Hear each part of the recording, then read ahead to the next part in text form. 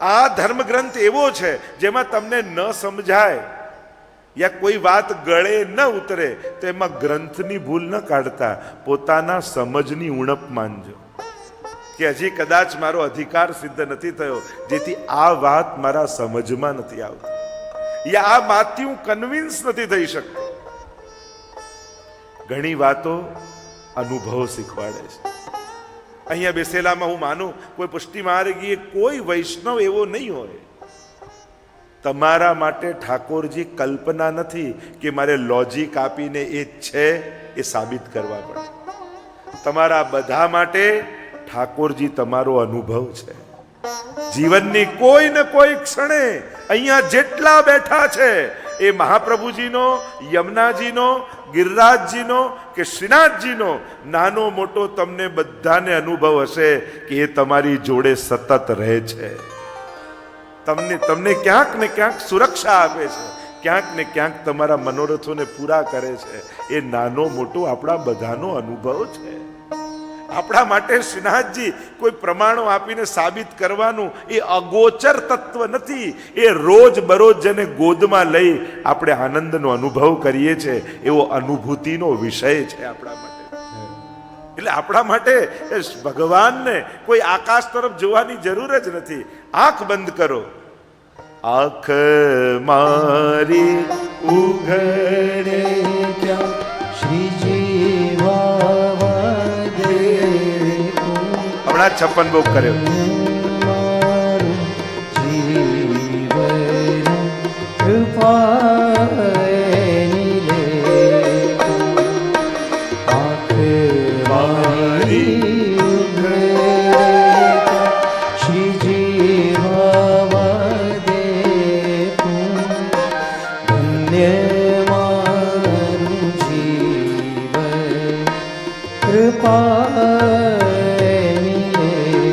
વૈષ્ણવ જાગે છે તો એ લાલનને જગાવવા માટે, વૈષ્ણવ રસોઈ બનાવે છે તો એ લાલનને આરોગાવવા માટે, એ સૂઈ જાય છે તો એમ થાય કે હવે આંખે તો પડી ગયો, અનવસર થઈ ગયો, આ આંખનો અવસર રહ્યો નથી, લાવને આંખ બંધ કરી લઉં તો છાનો માનો સ્વપ્નમાં એ આવી શકે.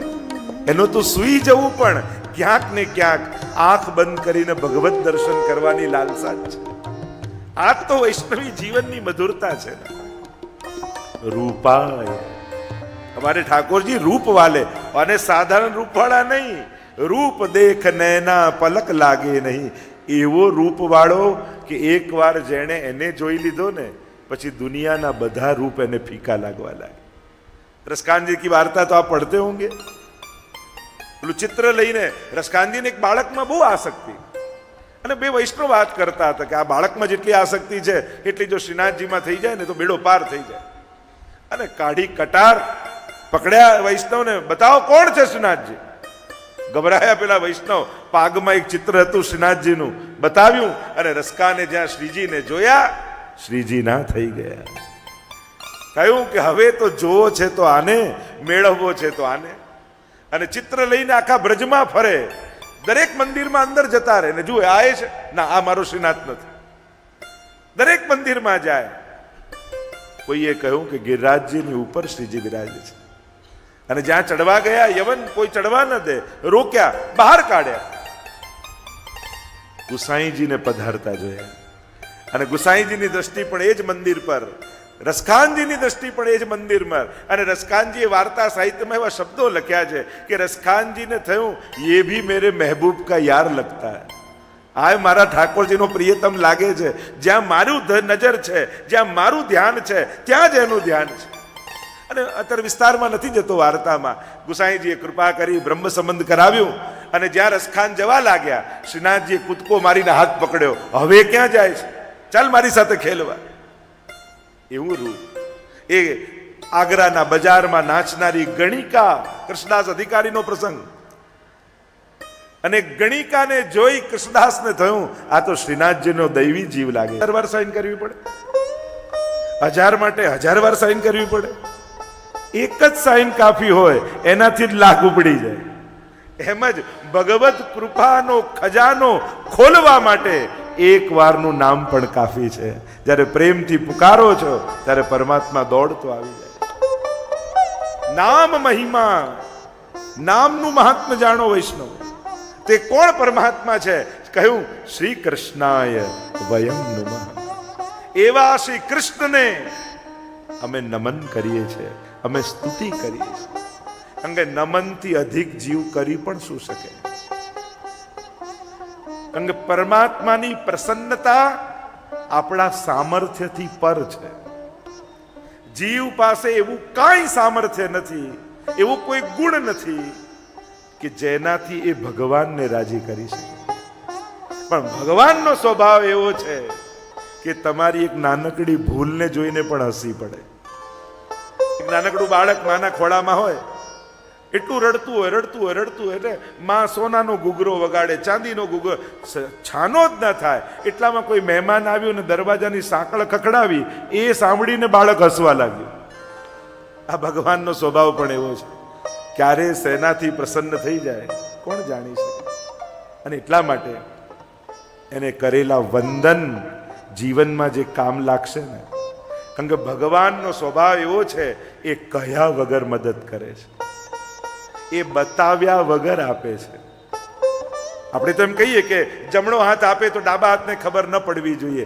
ભગવાન તો એ રીતે આપે કે લેનારને ખબર ન પડે કે આપનારો કોણ હતો.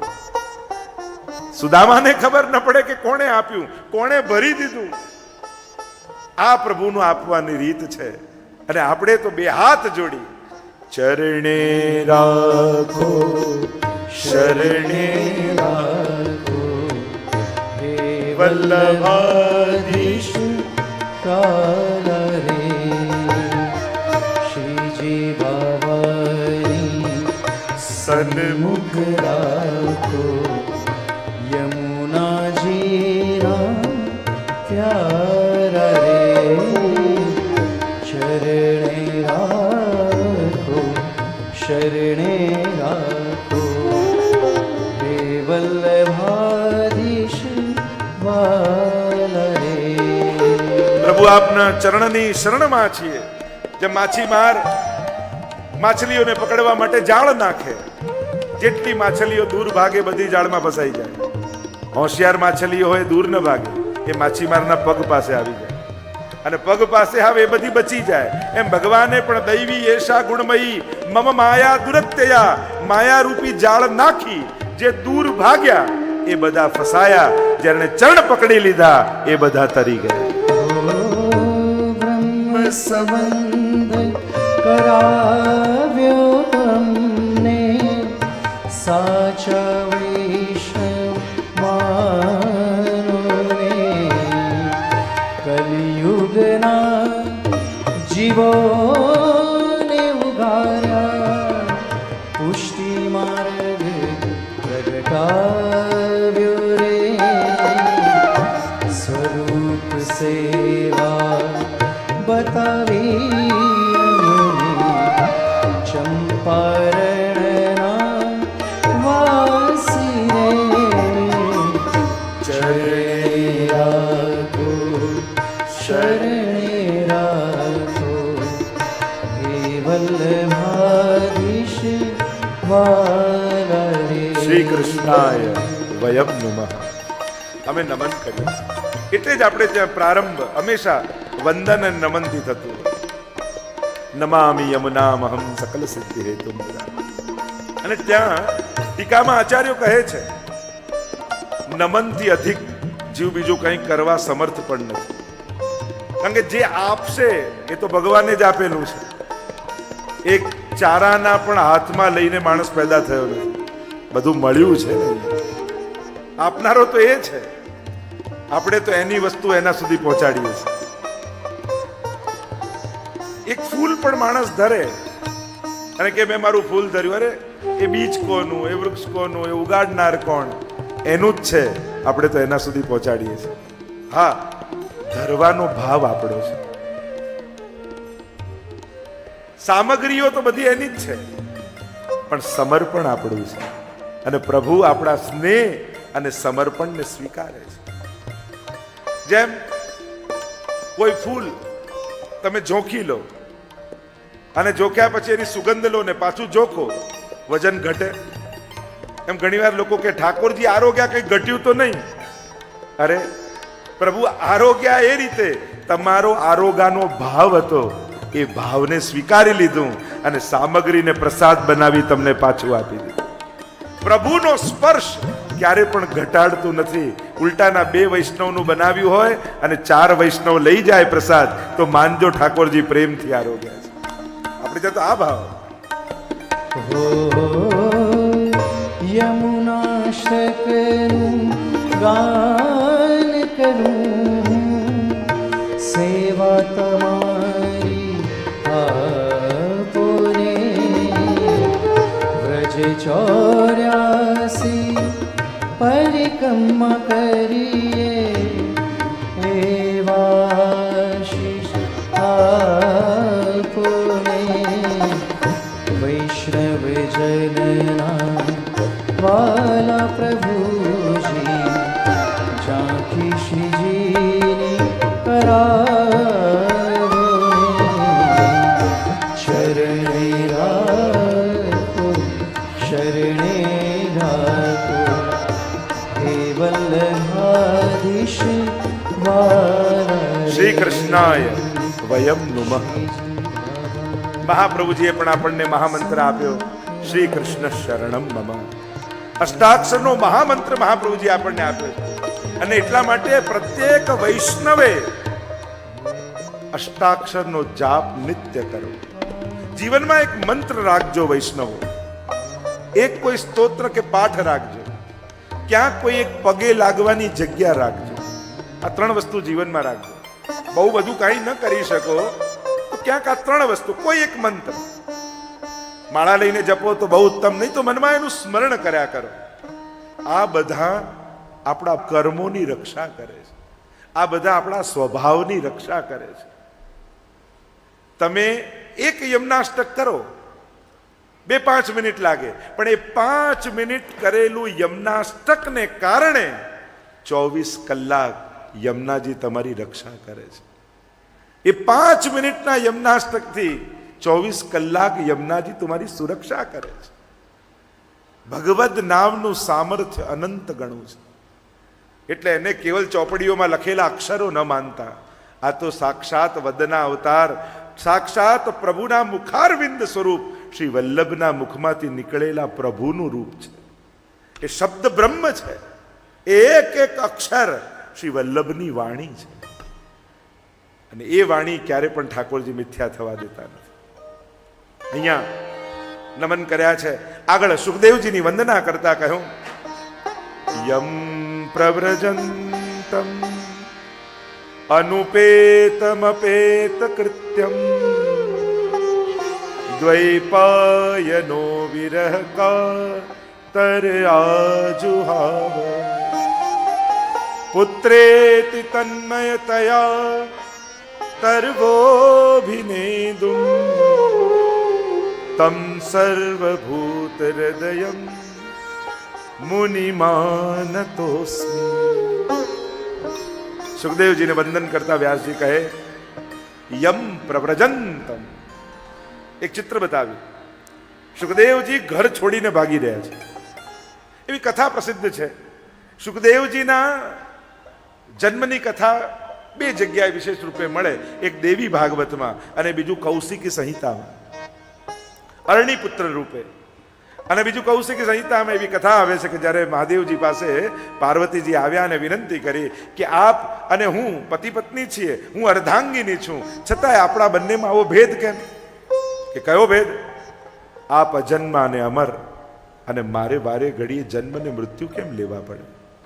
ત્યારે મહાદેવજીએ કહ્યું, એનું કારણ છે મારા હૃદયમાં ભગવાનનું કથામૃત બિરાજે છે. નિત્ય એનું પાન કરું છું, કાળનો પ્રભાવ મારા પર આવતો નથી, અને હું અજન્મા અને અમર છું.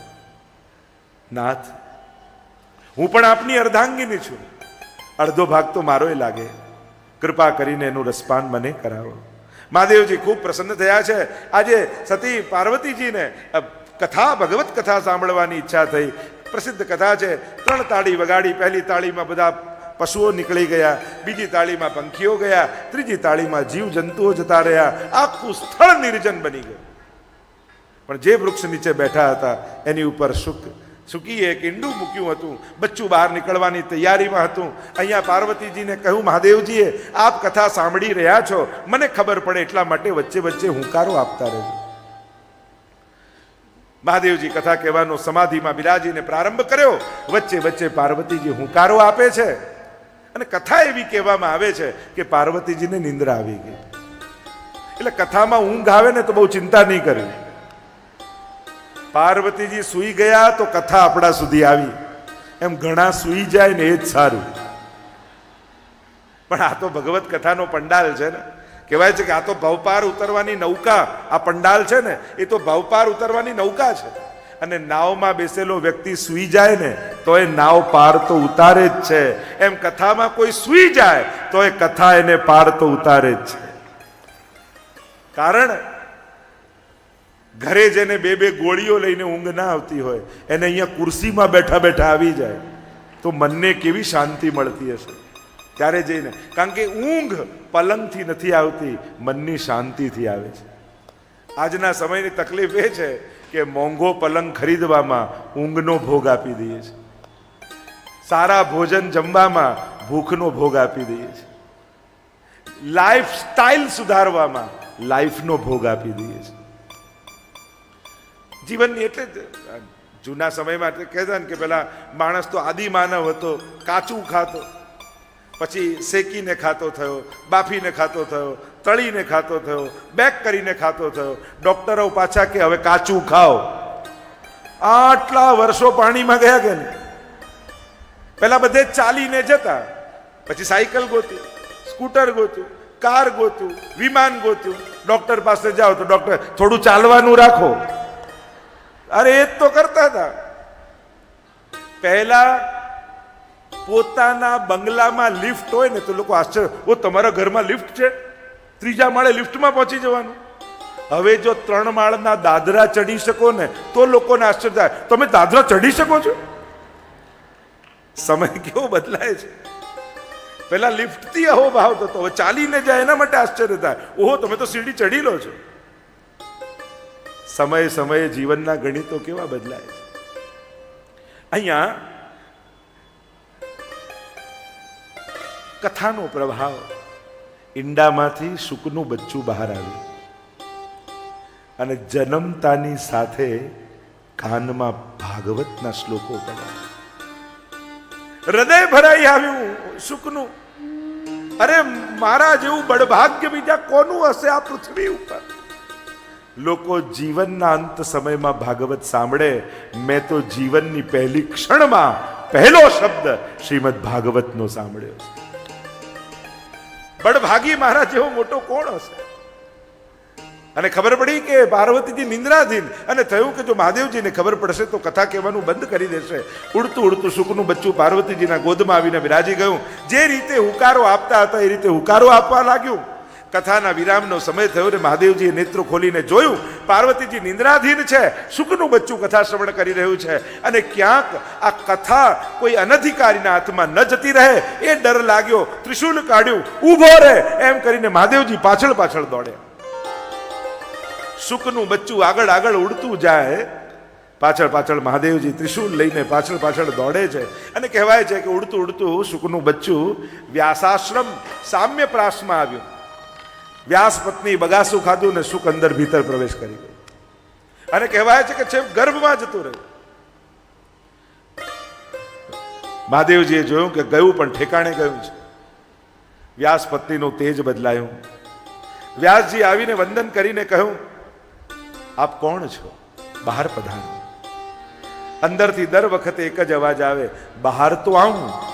પણ જો ભગવાન અહીંયા આવીને મને વચન આપે કે એમની માયા મને નહીં સતાવે તો હું બહાર આવું. 16 વર્ષ સુધી શુકદેવજી માના કુખમાં રહ્યા. પ્રભુને વિનંતી કરી છે. પ્રભુ પધાર્યા અને વચન આપ્યું, શુકદેવ તને મારી માયા ક્યારે નહીં લાગે. જ્યાં વચન આપીને પરમાત્મા પધાર્યા એ જ સમયે સુખદેવજી પ્રગટ થયા અને યમ પ્રવ્રજંતમનુપેતમ અપેત કૃત્યમ દ્વૈપાયનો વિરહ કાતર આજુહાવ પુત્રેતિ તન્મયતયા તરવોભિનેદુ તમ સર્વભૂત હૃદયમ મુનિમાનતોસ્મિ.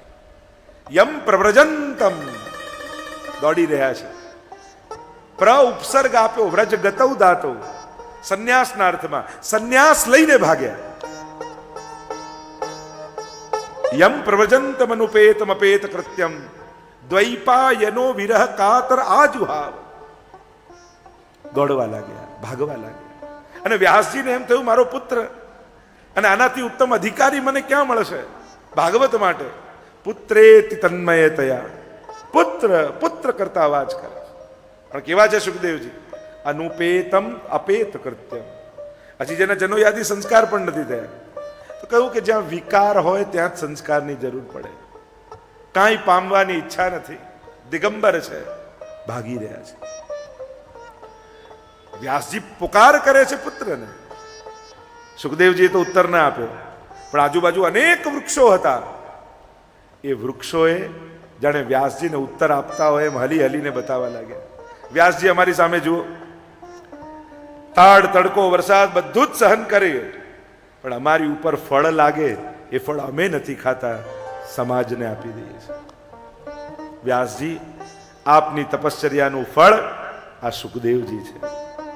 એમાં મોહ ન રાખો, સમાજના કલ્યાણ માટે એને સમર્પિત કરી દો. સર્વભૂત હૃદયમ મુનિમાનતોસ્મિ. એવા સર્વભૂત, સર્વમાં જે ઈશ્વરના દર્શન કરનારા મનનશીલા મુનિ, જે સતત મનન કરતા હોય એને મુનિ કહેવાય. સર્વમાં ભગવત દર્શન કહેવાય ને કે અપ્સરાઓ સ્નાન કરતી હતી. જ્યારે સુખદેવજી ગયા તો કાંઈ ફેર ન પડ્યો. વ્યાસજી આવ્યા તો બધાને સંકોચ લાગ્યો, વસ્ત્રો પહેરી લીધા. નારાજ થયા વ્યાસજી. કેવા લાગ્યા, 16 વર્ષનો મારો યુવાન દીકરો અહીંયાથી ગયો તો તમને કાંઈ ફરક ન પડ્યો, અને મારા જેવો વૃદ્ધ વ્યક્તિ તો તમને શરમ લાગે છે. આવું કેમ? ક્ષમા કરજો મહાત્મન, આપ વૃદ્ધ ભલે છો, પણ આપની ભીતર બુદ્ધિમાં એટલો ભેદ તો છે કે આ સ્ત્રી છે ને આ પુરુષ છે. આપના પુત્ર સુખદેવ એ તો ઈશ્વર સિવાય બીજું કંઈ જોતા જ નથી. એની દ્રષ્ટિ દેહ ઉપર નથી જતી, એ તો ભીતર રહેલા આત્માનું દર્શન કરે છે. એવા સર્વભૂત હૃદયમ મુનિમાનતોસ્મિ. એવા મુનિ સુખદેવજીને વંદન કર્યા, કથાને લઈ ગયા નૈમિષારણ્ય. 88,000 ઋષિઓ 1000 વર્ષ સુધી ચાલે એવો યજ્ઞ આદરીને બેઠા છે. યજ્ઞના મધ્ય ભાગમાં થોડો સમય બચે છે. એટલે સૌનકાદી ઋષિઓને એમ થયું, પવિત્ર કાર્ય કરવા બેઠા છીએ અને સમય બચે છે, કાંઈક લૌકિક પ્રવૃત્તિ થાય એના કરતા ભગવત કથાનું શ્રવણ કરીએ. અને એટલા માટે સૂતજીને બોલાવ્યા છે. ઉપર આસન પર બિરાજમાન કર્યા અને બિરાજમાન કરીને વંદન કરી સૌનકજીએ સુંદર પ્રશ્નો કર્યા. ભાગવતના મહાત્મ્યમાં શ્રોતા અનેક લોકોને કુશલ કયા છે. અહીંયા કહ્યું સકલ કુશલ પાત્રમ બ્રહ્મપુત્રમ નતાસ્મિ. નારદજી કુશલ છે. અહીંયા કથાના શ્રવણ માટે કુશલ છે. પ્રશ્ન કરતા કહ્યું, ભક્તિ જ્ઞાન વિરાગાપ્તો વિવેકો વર્ધતે મહા માયા મોહ નિરાશાશ્ચ વૈષ્ણવૈઃ ક્રિયતે કથમ. ગુરુદેવ, ભક્તિ જ્ઞાન અને વૈરાગ્યથી પ્રાપ્ત થનારા વિવેકની વૃદ્ધિ કેમ થાય? માયા મોહથી મુક્ત કેમ થવાય? વૈષ્ણવે શું કરવું જોઈએ? કહ્યું, ઈ ઘોરે કલૌ પ્રાયો જીવશ્ચાસુરતામ ગતા. કલયુગમાં જીવ આસુરી વૃત્તિ વાળો થયો છે. આ ક્લેશથી આક્રાંત જીવ કેમ શાંતિને પ્રાપ્ત થાય? કોઈ શ્રેય કરનારામાં પણ શ્રેય કરનારો હોય, પાવન કરનારામાં પણ પાવન કરનારું હોય. ભગવાન કૃષ્ણને મેળવી આપે એવું કોઈ સાધન અમને બતાવો. જો કોઈ મહાપુરુષ મળે, જો શંકાઓ જાગવી એ કોઈ ખરાબ નથી. શંકાઓ, જિજ્ઞાસાઓ સંશય બહુ સહજ છે, જાગવા જ જોઈએ, પણ ખતરનાક છે ગલત વ્યક્તિ પાસે સમાધાન લેવા જવું. એ બહુ જોખમકારક છે. પ્રશ્ન ખરાબ નથી, પણ એનું સમાધાન જો ગલત વ્યક્તિ પાસે લેવા જશો ને તો એ તમારી શંકાને અશ્રદ્ધામાં ફેરવી દેશે. એ શંકાને નિમિત્ત કરી છેક અશ્રદ્ધા સુધી લઈ જશે. અને એ જ પ્રશ્ન કોઈ મહાપુરુષ પાસે પૂછવા જશો તો એ શંકાને નિમિત્ત કરી શ્રદ્ધા સુધી લઈ જશે. પૂર્વમાં કહ્યું, શ્રદ્ધા જ મારી લઈ ગઈ મને મંઝિલ સુધી, અને દિશાઓ રસ્તાઓ ભૂલી ગયો તો દિશાઓ ફરી ગઈ. આ ભાગવતની યાત્રા શંકાથી સમાધાન સુધીની યાત્રા છે, પ્રશ્નાર્થથી પૂર્ણ વિરામ સુધીની યાત્રા છે. પ્રશ્ન કર્યા, જોયા કે મહાપુરુષ બિરાજમાન છે, જ્યાં લાગે કે અહીંયા સમાધાન મળશે ત્યાં પછી બધું જ પૂછી લેવું. અને સૌથી મોટો પ્રશ્ન, જો જીવન સંબંધી, સંસાર સંબંધી, દેહ સંબંધી અનેક પ્રશ્નો હશે, પણ જ્યારે આત્મા સંબંધી પ્રશ્ન જાગે ને તો માનવું કે સાચા અર્થમાં જિજ્ઞાસા પ્રગટ થઈ છે. અથા તો બ્રહ્મ જિજ્ઞાસા, બ્રહ્મની જિજ્ઞાસા થાય. ક્ષણવાર માટે વિચાર કરો, અર્જુનને મોહ થયો, સમાધાન મેળવવા માટે ધૃતરાષ્ટ્રને પૂછવા ગયો હોત તો કેવી ગીતા મળી હોત આપણને? એણે કૃષ્ણને પૂછ્યો તો ભગવદ્ ગીતા મળી, અને ગીતા મળી તો નષ્ટો મોહ સ્મૃતિર્લબ્ધા તત્પ્રસાદાન મયાચ્યુત સ્થિતોસ્મિ ગત સંદેહ કરીશ્યે વચનમ તવ. પ્રભુ હવે જેમ આપ કહેશો એમ કરીશ. સમાધાન મળ્યું. નહીં તો દુનિયાના લોકો આપણને ભરમાવી દે છે. દુનિયાના લોકો પોતાની ચતુરાઈ એવી કરે છે ને. આ કલયુગની સૌથી મોટી ચતુરાઈ શું છે? કલયુગ કોશિશ કરે આપણા હાથમાંથી પાપોને, પુણ્યોને લઈ લેવાની અને પાપ પકડાવી દેવાની. અને એટલા માટે આપણને સતત એવું લાગ્યા કરે કલયુગમાં, જે પાપ કરે ને આમ કરે એ બધા સુખી છે, અને અમે સાચા દિલથી ભક્તિ કરીએ, આમ કરીએ તો અમે દુઃખી જ રહીએ. તો પછી આ બધું કરવાનો શું અર્થ? પાપ પુણ્યોને મૂકો ને પાપને પકડો, એવું આકર્ષણ કલયુગ પેદા કરે છે. આ કલયુગની માર્કેટિંગ સ્ટ્રેટેજી છે. એ પાપીઓને સુખી બતાવે અને પુણ્યશાળીઓને દુઃખી બતાવે. સુખ દુઃખ બધાના સરખા જ હોય છે. એ ઝૂંપડામાં રહેતો હોય કે મહેલમાં રહેતો હોય, સુખ દુઃખ બધાના સરખા હોય. ઝૂંપડાવાળાના 1000 જતા રહે અને એને જે દુઃખ થાય એવું બંગલાવાળાના કરોડ જાય, એને ત્યારે એટલું દુઃખ થાય. ખાલી માત્રામાં જ દુઃખ હોય છે, બાકી તો બધું સરખું જ હોય છે. મૂળ વાત એ છે. પણ કલયુગ એવું કોશિશ કરે તમને ભરમાવાની કે પાપ કરવાથી જ સુખી થવાય, અને પાપ માટે આકર્ષણ પેદા કરે. એટલે ક્યારે ભરમાતા નહીં. લોકોએ તમને આવીને કહેશે, લો તમારા બા તો આટલી સેવા કરતા ને આટલા પાઠ કરતા, તોય માંદા પડ્યા, તોય હોસ્પિટલમાં જવું પડ્યું. હવે સેવા કરવાને અને બીમાર પડવાને મેળ ક્યાં? કોઈ મેળ નથી. પણ લોકો એને કનેક્ટ કરીને કહેવા શું માંગે? આ સેવા અને પાઠ કાંઈ કામ લાગવાના નથી. મૂળ કહેવાની બાબત એ હોય, છોડો આને. સાચા અર્થમાં કહેવું હોય તો આમ કહેવાય કે બા આટલા માંદા હતા પણ તોય હોસ્પિટલના ખાટલામાં બેઠા બેઠા યમનાષ્ટક છોડ્યા નહીં હો. એણે પાઠ મૂક્યા નહીં. પ્રેરણા તો આવી લેવાની હોય. આપણને ઊંધી પ્રેરણા આપવામાં આવે છે. અરે આટલું દૂધ ચડાવો મહાદેવજી પર ને આ બધું બગાડ થાય, ગિરિરાજજીમાં દૂધ ચડાવો ને આટલો બગાડ થાય, એના કરતા ગરીબને આમ પીવડાવો, નાને આમ કરો, આને આમ કરો. મૂવીમાં બધું બતાવે, પણ કોઈ મૂવી વાળા એવો પોસ્ટર મારે, અમારી મૂવી જોવા ના આવતા 500 રૂપિયા કોઈને જમાડી દેજો. કોઈ નથી. ના, પિક્ચર તો જો જ, એમાં બગાડ નથી. પણ તારી શ્રદ્ધા મજબૂત થાય અને તારો વિશ્વાસ ભગવાન પર વધે, એ બધું વધારાનું કામ છે. અરે હોટલોમાં કેટલો બગાડ થાય કોઈ પ્રશ્ન કરે છે? લગ્નોમાં કેટરિંગમાં કેટલો બગાડ થાય કોઈ પ્રશ્ન કરે છે? એવી 1000 જગ્યા તમને બતાવું જ્યાં બગાડ થાય, કોઈ પ્રશ્ન નથી કરતો. પણ આપણને ભગવાનની ભક્તિ વધારાની લાગે છે એટલે ત્યાં બધા જ પ્રશ્નો મૂકે છે. લોકો જાણી કરીને આપણી વિધિ વિધાનો પર શંકા પેદા કરવાની કોશિશ કરે છે.